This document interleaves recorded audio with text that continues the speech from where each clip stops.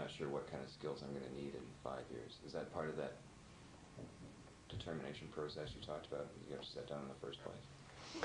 Yeah, it is very difficult to forecast in 5 or 10 years from now. I'm sure there'll be whole new job categories created in the next 5 or 10 years that we can't even foresee. But the people who thrive over time are those that don't get trapped into seeing learning as a phase of life rather than a way of life.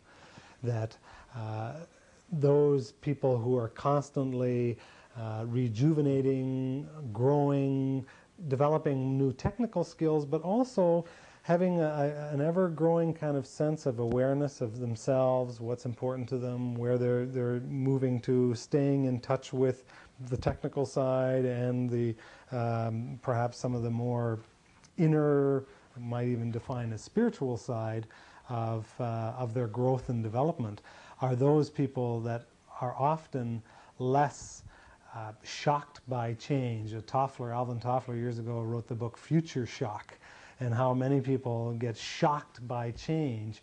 And I remember seeing someone interviewed a while back who had been laid off of a job in a factory, and he said, you know, 4 years ago when they brought in this new equipment and this new automated system, we could see the writing on the wall.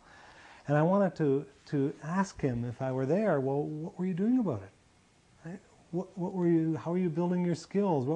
And yet it came as an absolute shock to him that he would lose his job. And you really kind of think, well, what have you been doing for 4 years? Right? You had 4 years to get ready, and now suddenly it's a shock. And so an awful lot of people live in a kind of a blissful ignorance of the changes that are going on all around them and all around their career or their specialty area, all around their organization, until one day, boom, the big one hits.